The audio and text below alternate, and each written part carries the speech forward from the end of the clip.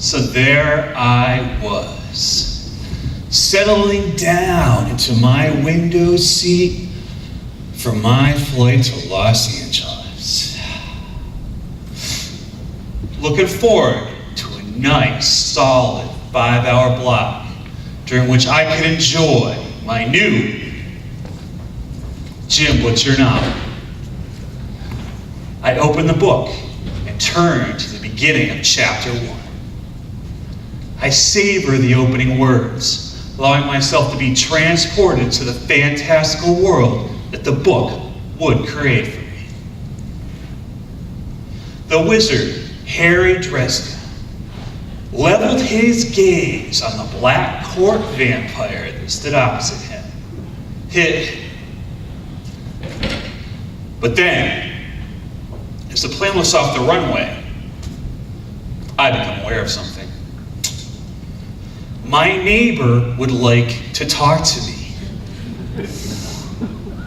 Mr. Contest Chair, esteemed head table, Toastmasters, and guests.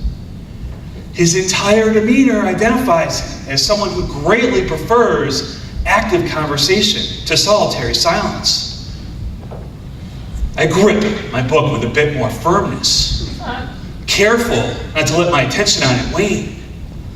My message: I am so sorry, sir, but I am too engrossed by my reading so as to be able to notice you. But he persists, insistent that normal people would much rather converse than contemplate. A silent wrestling match ensues, and for some time, we are at a stalemate. But then, the battlefield changes. A flight attendant enters the scene.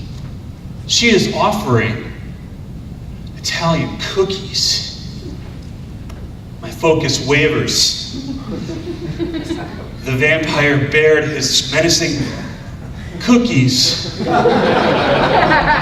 and lunged at the cookies.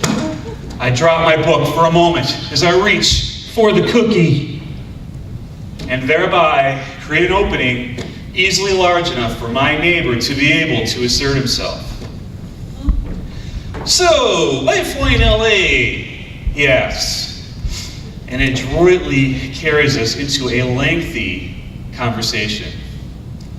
I realize the inescapable rules of polite society dictate I cannot return to my book. I have been defeated. And so went another battle in the subtle war that is happening all around us. What I'm talking about is the conflict between the extroverts and the introverts, the extros and the intros, the struggle between those whose appetite for conversation can seem nearly boundless and those who tend to limit their interaction with others. It is the battle between the bubbly and the bashful, between the talkative and the taciturn. Who's in the right? Who needs to change their ways? These are difficult questions, and so the struggle continues. The extros see the intros as aloof, unfriendly jerks. The intros see the extros as overbearing, phony bores. The truth is, we all want companionship. And it's just that intros find socializing to be more taxing than do extros. They need to take more time out to rejuvenate themselves. If we encounter the conflict at work, it can be no laughing matter. An extro supervisor of an intro employee might see that person as timid or fearful. An intro manager of an extro underling might see that person's abundant socializing and conclude they're not working enough. Now, who could blame that disrespected extra were he to cry out, "Because I babble, do I not bleed?" To which the intros might reply, "Must we be judged by the volume of our verbosity?" And there truly is value on each side.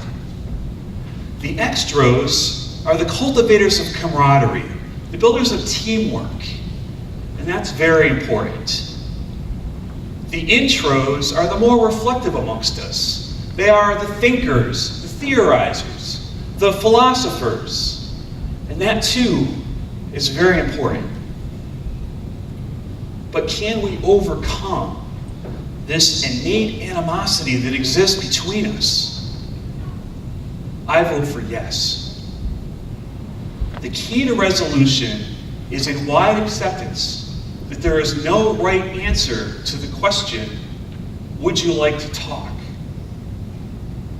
But at the same time, that is hardly ever an inappropriate question to ask. In the words of Rodney King, can't we all just get along? These differences aren't as easy to see as the color of one's skin, but like such differences, there's no right color to one's sociability. So what do we all think about this? Do we want to talk about it? No. Would you like to talk? Sure. We have a new contestant?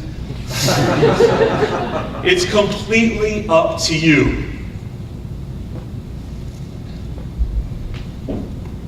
Now tell me, my neighbor on the flight to Los Angeles, what was so hard about that? Mr. Contest Chair.